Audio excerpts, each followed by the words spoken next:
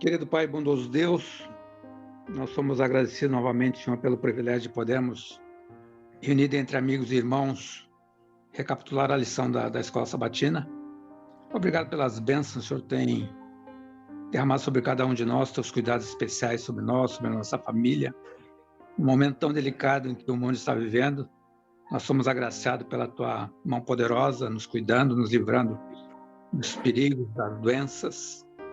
E agora, neste momento, Senhor, nós pedimos que o Espírito Santo venha estar conosco, Senhor, dá-nos sabedoria para falar, dá-nos sabedoria para ouvir, e também toque no coração de cada querido, cada irmão que estará assistindo esta recapitulação, e que nós possamos aprender cada vez mais da tua palavra, e além disso, colocar em prática na nossa vida espiritual, Senhor. Abençoa cada um de nós, perdoa nossas falhas, nossos pecados. Benção que eu te peço, te agradeço em nome de Jesus, Senhor. Amém. Amém. Muito bem, uma boa noite a todos, um bom sábado, na verdade. Nós estamos, boa noite, pelo sentido de estamos gravando, né? Mas a transmissão será efetivada no sábado. Então, para nós é boa noite e para os amigos que estão assistindo, já vai ser um feliz sábado, não um sábado. Eu gostaria de apresentar aqui para aqueles que estão entre nós aqui assistindo, a presença aqui do irmão João Carlos, nosso querido amigo, irmão João. Temos aqui também o irmão Carlos Segovia, nosso querido ancião, e ancião do mês, né, irmão Carlos? Esse mês agora de maio. Temos aqui a presença do meu amigo, professor Leandro. Professor Leandro, ele é ancião e também é professor na escola de Gravataí. Ele é ancião da igreja de Monte Belo e é professor de matemática, né, professor Leandro? Isso mesmo, Flávio. Feliz sábado a todos. Obrigado.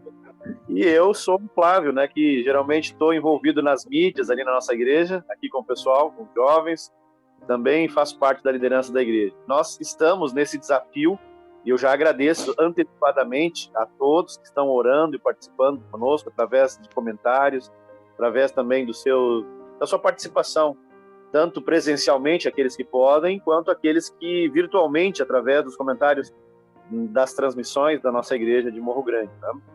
Gostaria de convidar aqueles que puderem, que tiverem o seu comentário, a sua dúvida, que procure deixar nos comentários aqui da nossa transmissão, seja no Facebook também, seja no YouTube, para que a gente possa também estar orando pelos seus pedidos, seus agradecimentos.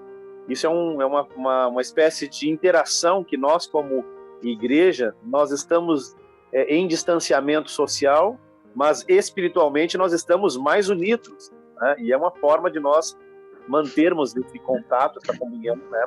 Através da nossa amizade, através do nosso diálogo, através do nosso testemunho, que isso é muito importante. Inclusive, nesse contexto de testemunho, gostaria de convidar você que ainda não tem, não adquiriu, pode nos procurar, aqueles que puderem, que quiserem, a que a gente consiga nosso guia de estudos, né?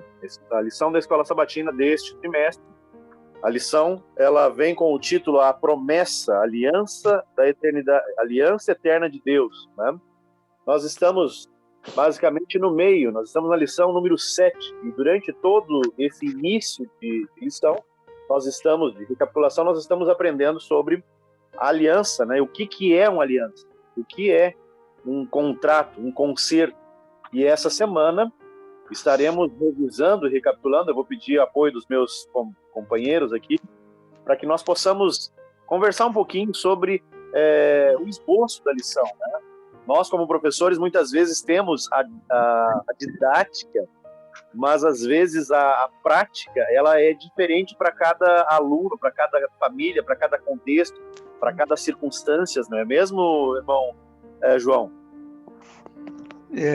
Com certeza, Flávio. É interessante que dentro desse contexto que nós estamos estudando da aliança, né, de Deus para conosco, é de suma importância. E essa lição ela é fundamental, né, porque essa é a quarta aliança que Deus faz, né, a partir de Noé, a primeira aliança, de Adão e Eva, a primeira aliança, depois Noé, Abraão, e essa aliança com o povo, né? O povo já estabelecido, o povo formado no Egito.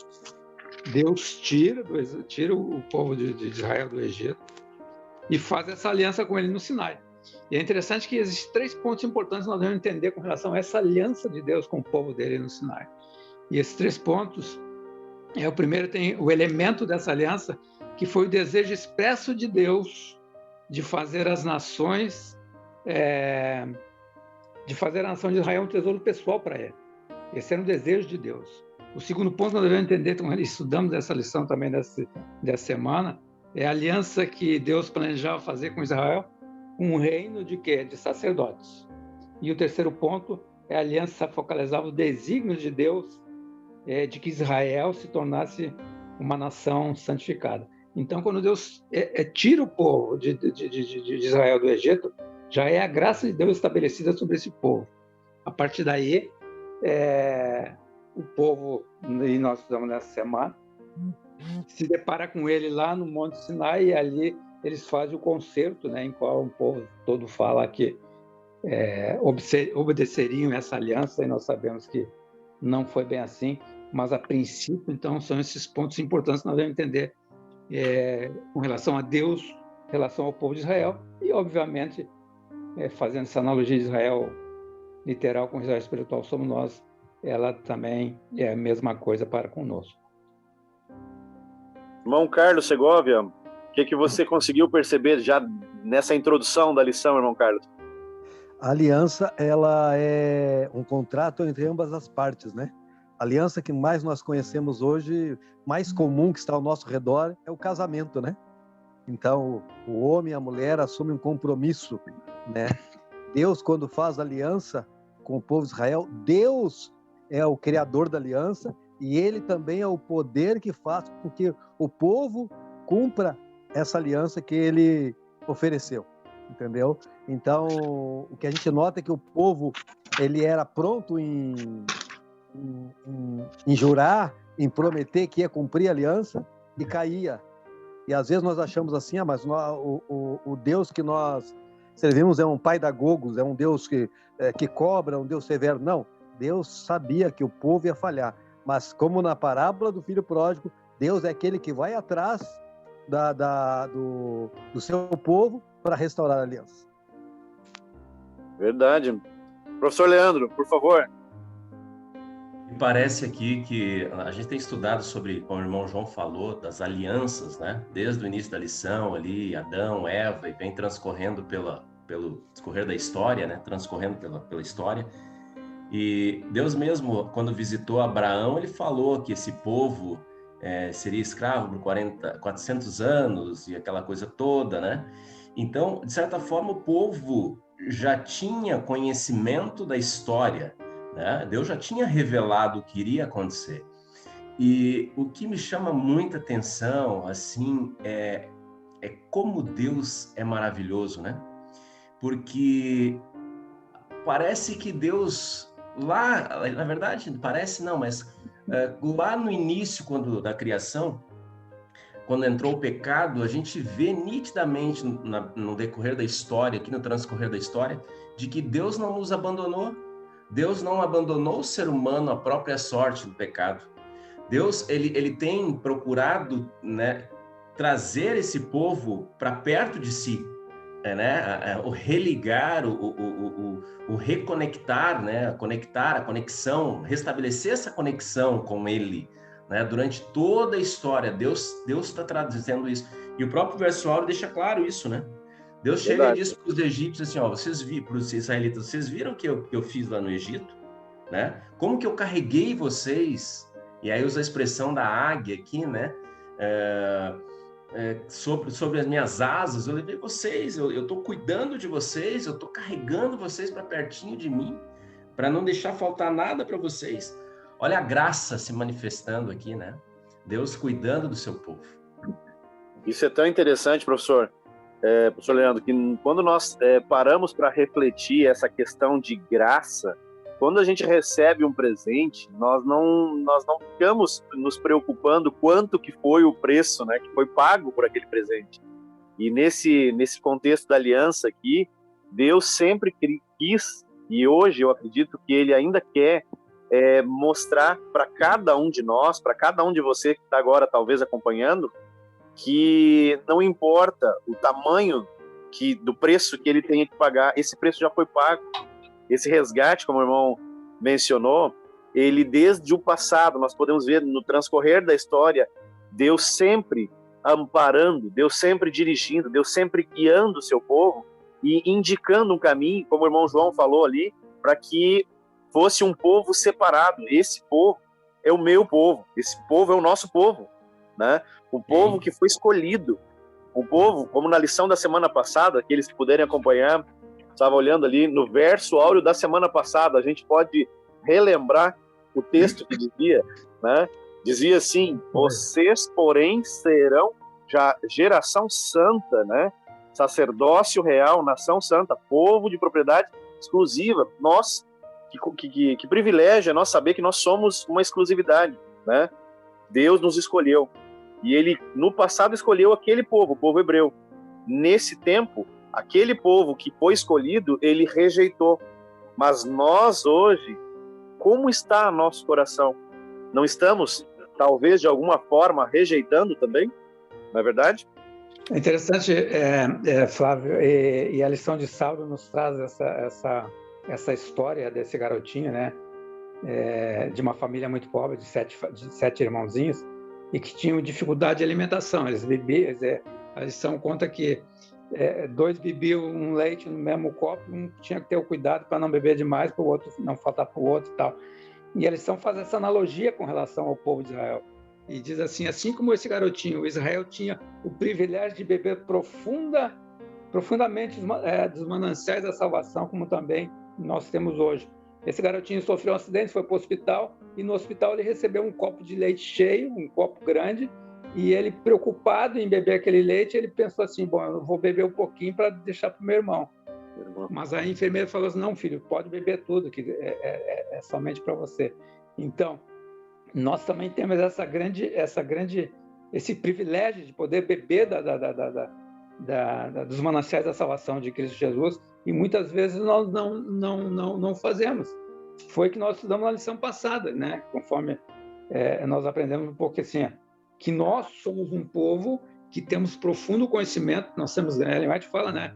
É um povo que tem um grande conhecimento, tem grande luz, mas mesmo assim esse povo tem uma grande luz. Muitos irão se perder porque por falta de usar essa luz, por falta de se conectar com Deus, como o irmão falou, de nos religarmos a Deus. Muitas vezes nós queremos fazer as coisas conforme nós achamos que deve ser feito, e não é assim que Deus quer. Então, esse é um perigo que nós, como Israel espiritual, corremos também, achar que nós estamos fazendo algo para Deus e coisa que não é aquilo que Deus quer. É aquela questão do louvor, né? Da adoração a Deus, de acordo com o eu quero que seja, e não como Deus me pediu que eu faça. Verdade. Irmão Segovia, na questão já de domingo ali, falando sobre a questão da águia, por que aqui a lição traz esse contexto da águia? Por que será essa ilustração? Poderia comentar para nós? A águia, né? Ela tem essa capacidade de proteção com os seus filhos, né? Ensinar a voar, e vai para a beira do penhasco, empurra e fica vendo se ele falseia e não consegue voar, ela vai por baixo com as suas asas protetoras, né? Isso aí, Flávio, é uma imagem correta de Deus. Muitos pensam em Deus como um ser distante, exigente, que está pronto a condenar. Mas não é assim. Êxodo 19:4, Deuteronômio 32, do 10 ao 12, Oséias 11, versículo 7, Salmo 103:13. Esses textos nos mostram como Deus trata os seus filhos, como a águia mãe, como um pai que ama os seus filhos. Por um lado, Deus quer que cheguemos à altura do desenvolvimento cristão. Ele nos motiva a uma vida de santidade, pureza, mas Ele sabe que nós somos pó e que nem sempre nós conseguimos corresponder a todas as expectativas e que muitas vezes nós falhamos. E isso não é motivo para ninguém desistir, Flávio. Interessante, esses textos mostram que não é motivo para ninguém desistir, né? Simplesmente não conseguimos voar alto. E é muito bom saber que nesses momentos Deus nos ampara em suas asas de águia, asas de amor e misericórdia. Deus tem muita paciência conosco. As nossas quedas e fracassos não devem nos desanimar. Porque a Bíblia diz que aquele que começou a boa obra em vós, há de terminá-la até o dia de Cristo Jesus. Não permita que as quedas e fracassos desanimem você. E é essa parte que eu tirei.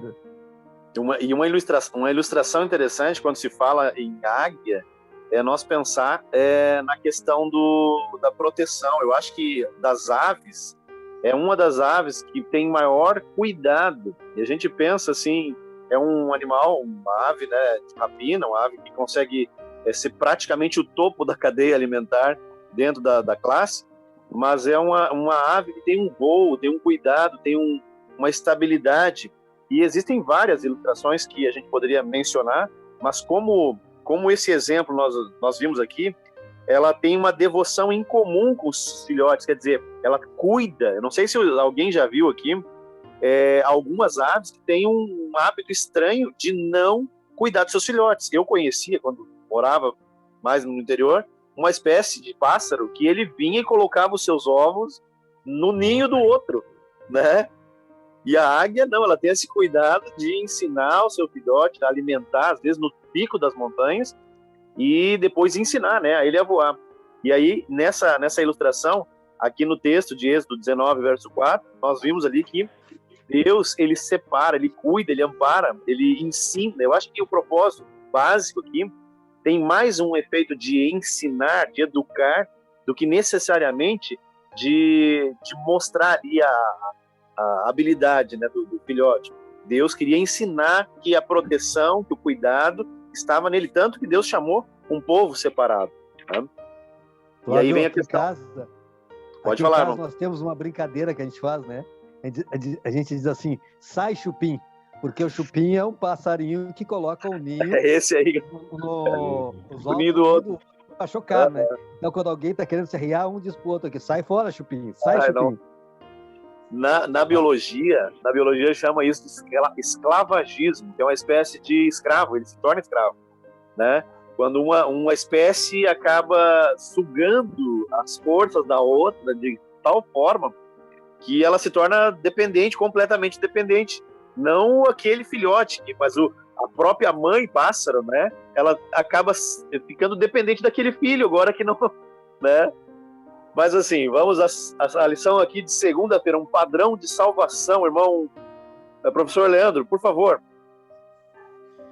Eu percebo aqui nessa lição que Deus, ele é especialista em salvar, né?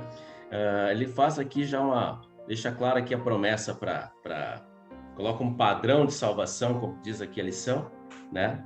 Ele toma a iniciativa, né? Deus fez tudo. Ele propôs a aliança, ele executa, né? Propõe a aliança e também ele executa a aliança. E o filho, nossa condição, nós de filhos, Israel, enfim, eles precisam fazer o quê? Não somente obedecer, não somente se deixar, permitir que esse Deus livre eles, né? Deus fez essa libertação. Sabe que no final da lição eu percebo que o povo aqui nesse momento do Sinai, parece que eram 3 meses, né, que eles haviam saído do Egito e chegaram até o Sinai. Mas parece que o Egito não saiu deles, né? Eles haviam saído do Egito, mas o Egito não havia saído deles. E Deus estava querendo libertar eles. Né? E a gente percebe depois, a gente vai percebendo no decorrer da lição aqui, que eles parece que não entenderam isso, né?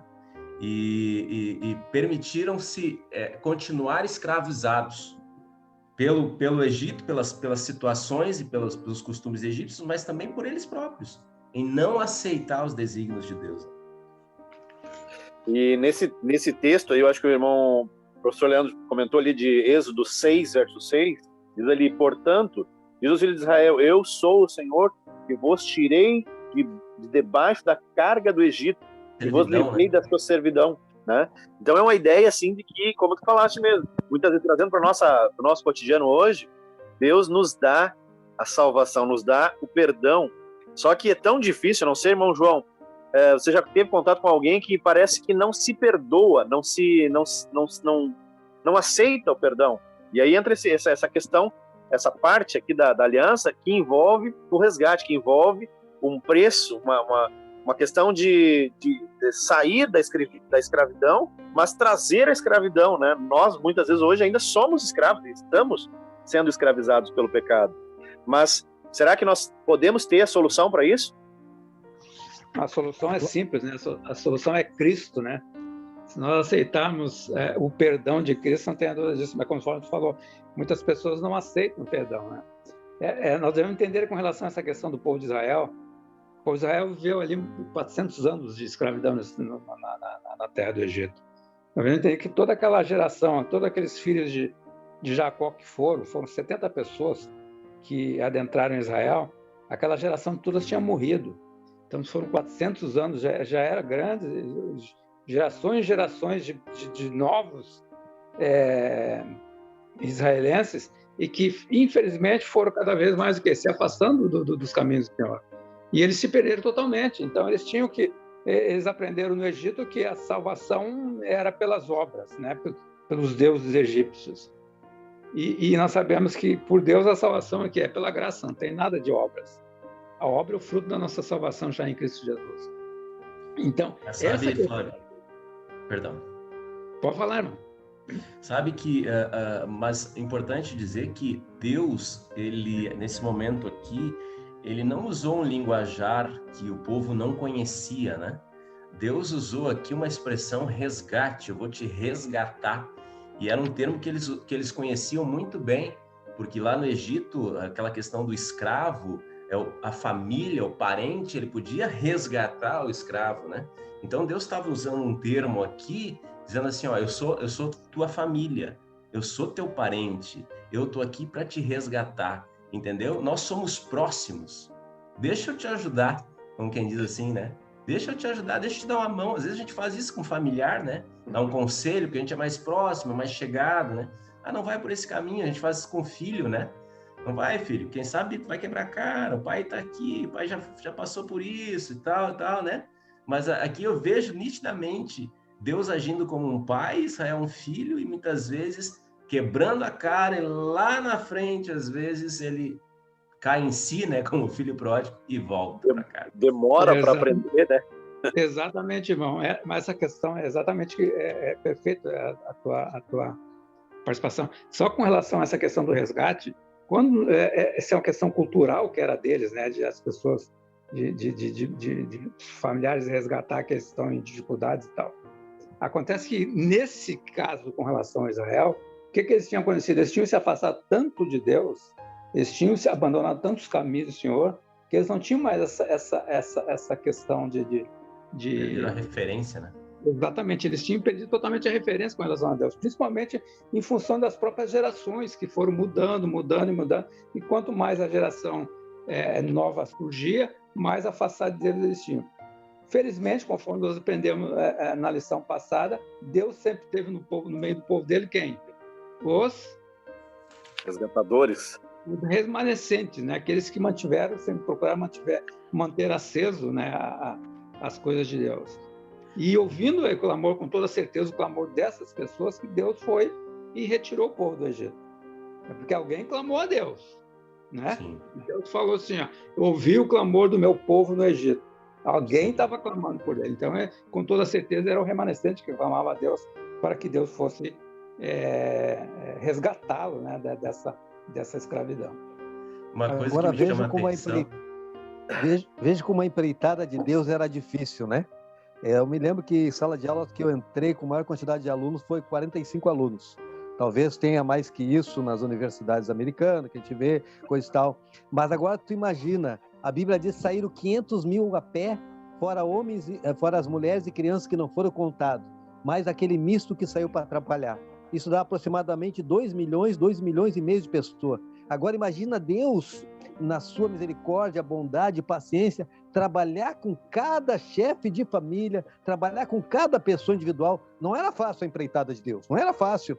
Deus queria imprimir a sua lei no coração do povo, Deus queria trabalhar, Deus queria abençoar aquele povo para que eles fossem para a esquina do mundo, para ser um exemplo para as outras nações. Vejam, apenas um, que era meia boca, fez uma influência tão grande que foi Salomão, que quando a rainha de Sabá saiu lá da África e veio ver, ela disse, olha, quando eu cheguei aqui no teu reino, eu olhei como é que tu tratava, como é que tu administrava, como é que tu tratava os teus empregados, como é que era a tua riqueza, e não me contaram nem a metade. O teu poder, a tua riqueza, a tua sabedoria sobrepuja tudo isso. Imagina, hein? Salomão, que era minha boca. Por quê? Porque uma época estava firme do lado de Deus, daqui a pouco caiu em apostasia. Agora imagina se todo o povo fosse assim.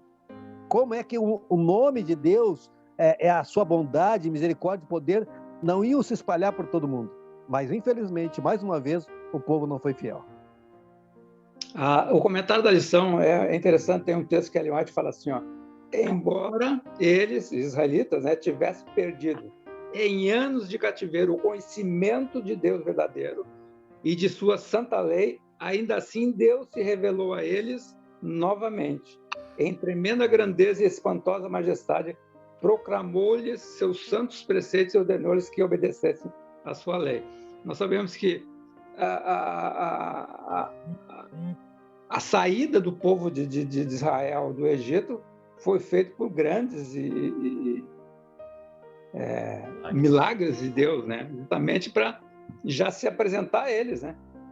Então, Ellen White é muito claro quando diz assim, eles tivesse perdido em anos de cativeiro o conhecimento, eles perderam, né, totalmente o verdadeiro Deus, mas mesmo assim Deus estava sempre conforme a promessa a Abraão, né? Que ele livraria. E Deus, irmão João, Deus se apresenta ali no verso áureo, né? No início do verso áureo ele se apresenta, olha o que eu fiz, né? Lembra tudo isso, né? Deus se apresenta, Deus mostra, né, uma credencial, ó, eu sou o Deus, é o Deus dos seus antepassados, mas eu fiz com vocês aqui, ó. Eu sou um Deus poderoso, né? Deus se apresenta a eles, de maneira que eles podiam confiar no poder e na promessa deste Deus, né? Verdade. Já passando a terça-feira, nós aqui temos um contexto, uma espécie de trajetória ali na questão da narrativa de Êxodo, né? 19 a 24, onde fala a questão da aliança no Sinai. Então, aqui resume basicamente no verso 1, 2, 3, 6, 7, 8, 9, 25 e assim seguindo aqui, toda a trajetória que se seguia nesse contexto de aliança. Como os amigos aqui trouxeram a informação, durante mais de 400 anos houve essa peregrinação do povo, né? Durante muito tempo, mas houve um momento em que teve um auge, um momento crucial, vamos dizer assim, um momento que se destacou dentro desse contexto da aliança. Que momento foi esse? Quem quiser compartilhar ali, pode mencionar aqui. Logo na introdução de terça-feira já fala ali desse contexto de qual seria o momento mais... Questão do santuário, né? Exato. Questão do santuário ali, né? Acho que é o foco, porque a lição deixa claro, e a gente entende, a Bíblia toda fala disso, né? De que o propósito de Deus é salvar, né? O propósito de Deus é mandar a vinda de Cristo, enfim, é a salvação da humanidade, né? Então, Deus queria deixar claro ali com a questão, principalmente do tabernáculo, do santuário e tal, de que o propósito era maior do que a libertação da escravidão do Egito, né? Hoje nós somos escravos do pecado, né? E aqui está mostrando para nós também a lição, deixando claro que Deus quer também, da mesma forma que Ele tirou a proposta da aliança do povo de Israel, de tirá-los ali dessa parte específica da lição aqui do Egito, da escravidão do Egito, Deus quer também nos resgatar, também nos libertar dessa escravidão que é o pecado, né? E aqui o santuário mostra e tipifica, né, esse acontecimento aí do sacrifício de Cristo, né? E eu acredito, irmãos, que nós, quando pensamos no santuário, no sacrifício, toda aquela simbologia, isso tem que fazer algum sentido para nós, como cristãos, o significado dessa aliança. Qual é o significado, né? Qual o nosso papel? Qual o papel de Deus? E agora, já na lição já de terça para quarta, nós já vamos entrar mais explicitamente na questão pela fé, né? Pela obra. Será que é pela fé ou será que é pelas obras que nós conseguimos essa libertação? Como que nós podemos entender essa questão aqui, já dando transição nesse contexto da lição de terça para quarta? A questão, Vai falar, irmão João. a questão da fé e obra, né, tão discutida, né? Mas é importante nós entendermos o seguinte: nós somos salvos pela fé. O apóstolo Paulo é muito claro lá em Efésios 2:8, né? Nós somos salvos pela fé. Que isso não vem de obras, né? Para nós não viesse nos vangloriar. Mas a importância também, nós devemos entender também a importância das obras da nossa vida. A obra é o fruto do resultado de uma entrega total nossa a Cristo. Porque uma vez salvo, né, nós somos salvos pela fé em Cristo Jesus para uma missão, para desenvolver algo. E se nós não fizermos, e por isso que eu gosto muito, vamos ali abrir a nossa Bíblia no livro de Efésios 2. Eu gosto muito de ler aqueles 2 versinhos ali, porque ela define bem, né, qual é a nossa... Efésios capítulo 2, e no versículo 8, diz assim, Paulo fala assim: porque pela graça sois salvos, mediante a fé, e isso não vem de vós, é dom de Deus. Versículo 1, não de obras para que ninguém se glorie. Mas o verso 10 é um versículo de suma importância também, porque ele fala assim: pois somos feituras dele, de Cristo, criado em Cristo Jesus, para o quê? Para as boas obras. Então, uma vez nós salvos pela fé, nós vamos praticar o quê? As boas obras, que é o fruto do Espírito Santo, né? São os frutos do Espírito. Então, por isso que assim, essa questão fé e obras, por isso que Tiago fala: mostra a tua fé que eu mostro minhas obras. Ambas devem estar juntas. Logicamente que nós sabemos que a nossa salvação é em Cristo Jesus, ponto. Mas, uma vez salvo, nós vamos praticar as boas obras. Se caso nós não fizermos essas boas obras, é porque nós não estamos salvos em Cristo Jesus. Eu sempre digo o seguinte: ninguém será salvo pelas obras, mas todo salvo terá obras para mostrar. Todo salvo. A Ellen White diz que aqueles que chegarem no céu terão obras para mostrar. Assim como não haverá coroa sem estrela, não existe salvo sem obra. Vejam, nós não fazemos as obras para nos salvar, mas o resultado da nossa salvação, ela redunda em obras. Exatamente. Diz que a fé sem obras é morta, né? Isso. Não tem como a gente... sou cristão, estou salvo em Cristo, eu tenho a fé em Cristo, e não manifesto na minha vida, né, os frutos desta fé. Né? Parece contraditório isso, né? Parece que se não tem resultado, será que realmente temos fé que estamos salvos pela graça? Será que a gente está fazendo, se não faz nada, né? É vã a fé, diz Paulo, né? Então a fé é um resultado, a obra é um resultado, né? Do nosso crer em Cristo, né? Nós vamos produzir, a nossa vida vai produzir bons frutos, né? Uma citação aqui, irmãos, só para complementar o que o professor Leandro falou, do Caminho a Cristo, página 61, olha o que diz aqui aquele texto, logo ali, abaixo da questão número 6, diz que não ganhamos a salvação pela obediência, pois a salvação é um dom gratuito, como a gente já viu, um dom gratuito que recebemos pela fé, mas a obediência é fruto de quê? Da fé. Então nós precisamos estar ligados à videira, no caso a ponte, né? Ligados a Cristo, para que nós possamos dar frutos. E esse fruto é baseado na fé que nós temos. Porque hoje em dia, o que mais distrai, eu acredito, o que mais distrai são as ilusórias circunstâncias que se vive nesse mundo, né? Situações de talvez necessidades, situações talvez de poder, que talvez momentaneamente nós estejamos em alguma circunstância que nos deixa mais populares ou mais visíveis, né?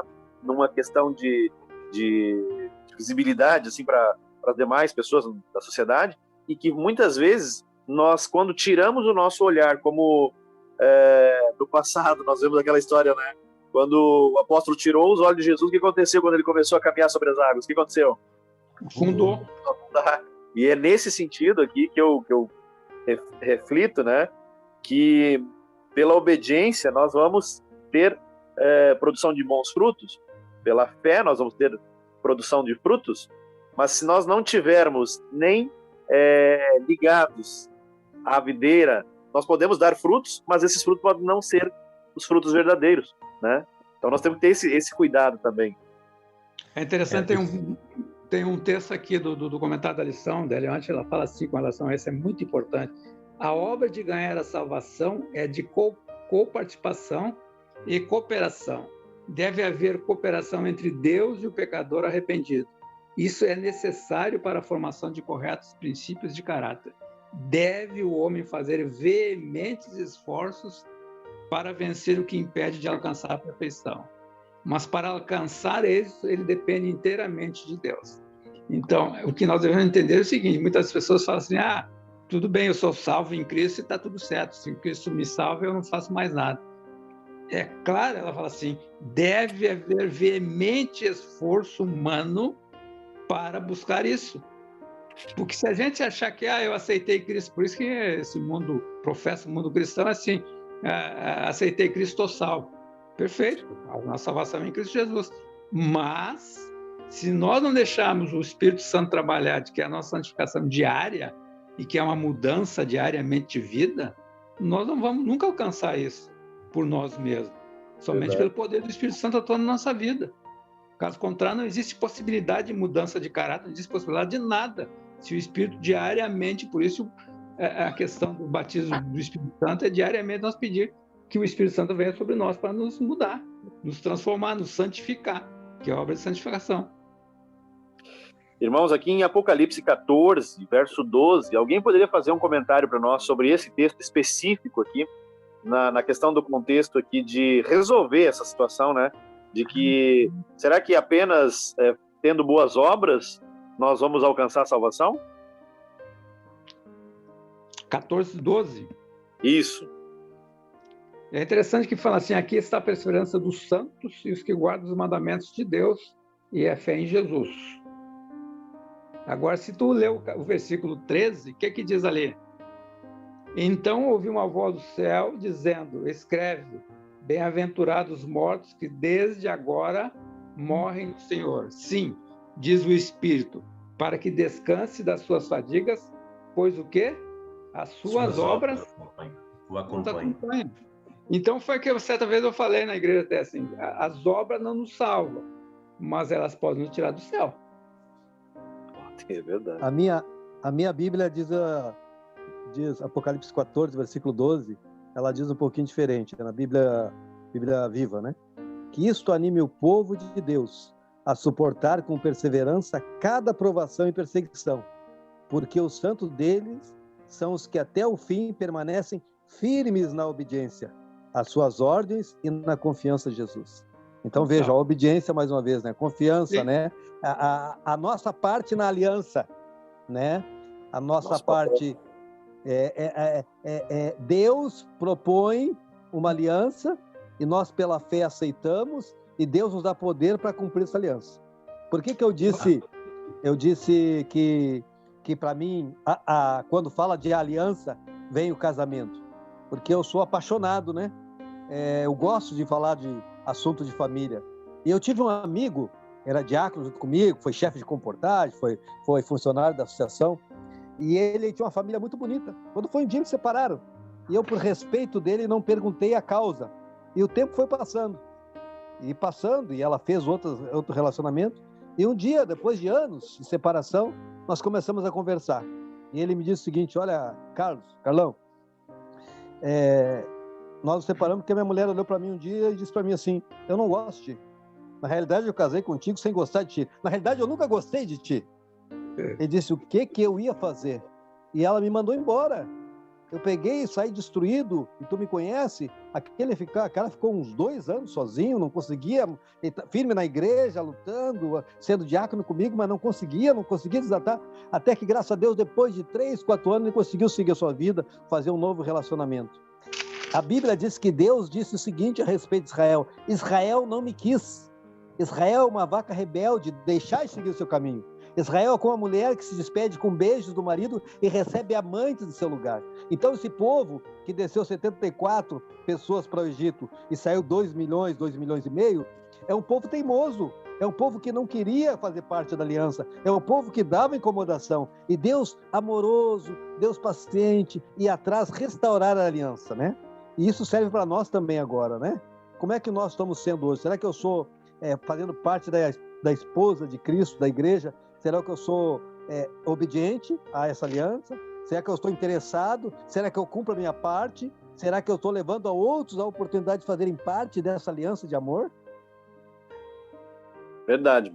Já indo para quinta-feira e finalizando praticamente a nossa reflexão aqui da lição, quantas promessas, né? Desde o princípio, Deus, ele demonstrou o seu grandioso amor pela sua criatura. Nós, cada um hoje, tem esse conhecimento, né, das promessas. Quantas promessas? Nós fôssemos avaliar aqui, a Bíblia tem mais de 2.500 promessas, não é mesmo? E nessas promessas nós podemos perceber que em todas elas, a maior parte das promessas, Deus ele não nos ouve incondicionalmente quando nós estamos afastados.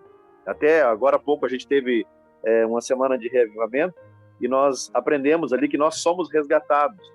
Fomos e somos resgatados, mas nós temos um privilégio de compartilhar essas promessas. E que promessas são essas que nós podemos compartilhar hoje para esses nossos amigos, talvez alguns que estejam nos assistindo, ou talvez alguns que estejam em algum momento pensando que tipo de promessa, que promessas são essas para nós hoje? Hoje, qual é a promessa? Mas a questão aqui, Flávio, é a questão de promessas da lição, são justamente as promessas que o povo fazia para Deus, e aquelas promessas totalmente furadas, né?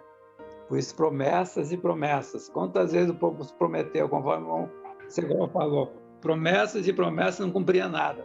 Na realidade, nesse dia aqui, quando eles se encontram com Deus no Monte Sinai, eles foram altamente arrogantes. Porque o texto lá de Êxodo 19:8, que ele diz assim: então o povo respondeu a uma só voz: tudo o que o Senhor disser, isso faremos. Falou, faremos. E Moisés relatou ao Senhor a palavra do povo. Então eles foram assim, eles achavam que tudo bem, vamos fazer o que o Senhor quiser, a gente vai fazer. Mas eles achavam que eles iam fazer da maneira deles, e eles fariam sem necessidade da presença de Deus na vida deles. Isso jamais devemos conseguir. Então essa questão da lei justamente é que nem nós hoje. Senhor, eu vou obedecer a tua lei. Jamais humanamente obedeceremos a lei de Deus. Nós só poderemos obedecer a lei de Deus se nós estivermos o quê? Em Cristo Jesus. É Cristo que vai fazer esse trabalho por nós. Porque nós, como seres humanos, não vamos obedecer nunca. Nós podemos falar hoje, prometer a Deus hoje, amanhã já estamos caindo. E assim foi o povo de Israel. Não, tudo que o Senhor pediu, não vamos fazer. Mas eles achavam que estava tudo certo. Vou prometer a Deus. E quantas vezes nós prometemos a Deus também e não cumprimos? Me parece, irmão, que o povo estava dizendo assim, se é isso que Deus quer que a gente faça, a gente diz para ele que a gente vai fazer. Tipo, dá de ombros, entendeu? Se Deus está mandando isso, tá bom, diz que a gente vai fazer. Entende? Mas não está ali o coração, né? Não está o teu coração, tu não botou fé nisso, tu não está acreditando na promessa, tu não está vendo o resultado, mesmo que tu não veja lá na frente o resultado, mas tu não tem confiança no Deus que fez essa promessa, né? Então, para ti, aquilo ali é como se Deus está dizendo, vamos fazer. Mas tu não está vivendo isso, né? Tu não está nem acreditando nisso. É um tipo de obediência, né? Como se fosse assim uma espécie assim, eu vou obedecer porque eu quero ganhar tal coisa, eu vou ter uma recompensa. Então não é no foco de quem faz a aliança, né? E sim no resultado daquela promessa. A lição tem um texto que fala assim: evidentemente o problema não era a tentativa do povo de obedecer, a aliança exigia que eles obedecessem. O problema era o tipo de obediência que ele prestava, que realmente não era a mesma obediência como mostrou a história subsequente da nação. Então, é aquela velha história, assim, não é questão, a obediência, nós vamos ter que obedecer, faz parte da aliança, é um requisito da aliança. Agora, é a maneira que nós vamos agir, que nós vamos obedecer, é que vai contar para nós. Eu gostaria de convidar, irmão, já para a gente poder manter o tempo, gostaria de convidar cada um dos meus amigos aqui, irmão João, irmão Carlos, irmão Leandro, para que a gente pudesse resumir em algumas palavras a nossa lição. O que a gente tira desse contexto para nós fechar essa recapitulação de prática para a nossa vida, dessa lição?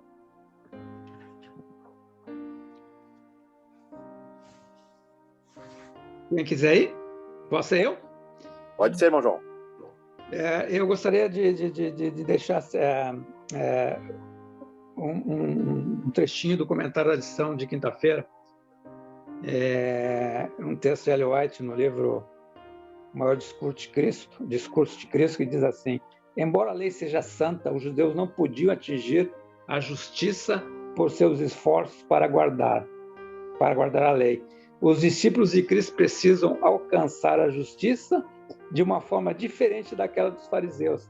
Se quiserem entrar no reino dos céus, em seu Filho, Deus lhe oferecia a perfeita justiça da lei. Então, o que a gente aprende com relação a essa questão da lei no Sinai é justamente essa. Nós só poderemos vencer pela justiça de Cristo Jesus. Nós devemos nos revestir da justiça de Cristo. E quando nós fizemos isso? Quando nós aceitamos Jesus, quando nós aceitamos como nosso Salvador e Redentor, justiça imputada em nós, justiça de Cristo. E aí, subsequentemente, teremos a justiça comunicada, que é a justiça diária do Espírito Santo atuando na nossa vida. Assim nós seremos mais do que vencedores em Cristo Jesus. Amém. Professor Leandro. Bem, eu, através dessa lição aqui, percebi todo o cuidado que Deus tem para conosco, né? E me chamou a atenção ali a ilustração que a lição trouxe também da águia ali, e percebo que Deus tem todo esse cuidado, esse carinho conosco, apesar a águia pega o filhote, leva lá em cima, né? Lá no alto, e de lá ela empurra o filhote, assim, dando tipo assim, vai, filho, vai, mas eu tô junto contigo, né? E o filhotinho vai e tenta, e daqui a pouco ele não consegue, e a águia vem e toma esse filho nas asas. Deus ele tem preservado a nossa vida, ele tem estado ao nosso lado e está disposto a nos tirar de enrascadas, né? Que nós muitas vezes nos metemos. E Deus nos dá liberdade para fazer isso, como ele deu liberdade para o povo de Israel para escolher os desígnios também. Agora, a gente precisa entender que esta graça, ela precisa ser aceita, né? Para que a gente possa, então, obter essa salvação. E através dela, a gente consiga, então, realizar boas obras. E esse cuidado todo que Deus teve para com o povo de Israel e tem para conosco, será que hoje a gente tem também, da mesma forma como representante, como embaixadores de Cristo, será que a gente tem tido esse cuidado também com as pessoas ao nosso redor, de mostrar a salvação, de compartilhar a salvação com essas pessoas também, que estão vivendo nesse mundo de pecado, de trevas aí, escravos do pecado, né? Se a gente consegue também tá dando um bom testemunho, né? Levando essa salvação, esse Deus que se manifesta em nós através de Cristo, será que as pessoas estão vendo Cristo em nós? Muito bem, professor Leandro, muito obrigado pela participação. E agora, para nós encerrar, professor Carlos Segovia, fecha com nós. Eu tive a oportunidade de conhecer 2 mansões, e nas 2 eu fiquei hospedado. As pessoas estavam ali cuidando quando os donos estavam viajando, pediram autorização, e eu e minha esposa fomos e ficamos. Uma na Três Figueiras e outra no Petrópolis. Interessante é que eram verdadeiras mansões de quem tinha muito dinheiro, né? E a Bíblia diz que nós somos a propriedade de Deus, particular, peculiar. Nós somos a mansão que Deus tem aqui para mostrar para os homens como é que nós podemos chegar ao céu. Entendeu? Quando Deus diz ali no verso áureo, ali, vou ficar com o verso áureo, vocês viram o que eu fiz aos egípcios e como levei vocês sob as asas de águia e os trouxe para perto de mim. Fiz aos egípcios demonstração do poder de Deus, o poder libertador de Deus. Sob as asas de águia, Deus vai estar com você, dando força, paz e perdão. Trouxe para perto de mim. Deus quer ter um relacionamento pessoal, intimidade com o seu povo. E também para todas as pessoas que foram libertadas do pecado, da escravidão do Egito moderno. Pense nas providências de Deus na sua vida, na intervenção de Deus em cada passo do caminho. Isso aí, esse sábado eu estou falando para alguém que está longe de Deus, saiba que é isso que Ele quer fazer em sua vida. Ele vai fazer milagres para você vencer nas suas batalhas espirituais, porque Ele quer fazer de você a propriedade particular dele. Amém.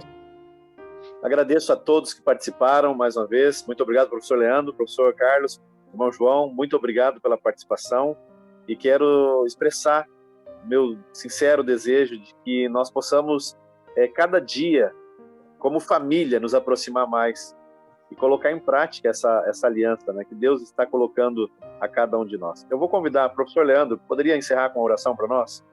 Sim. Oremos. Santo e amorável Deus, muito obrigado, Senhor, pelo privilégio de termos em nossas mãos a Tua palavra.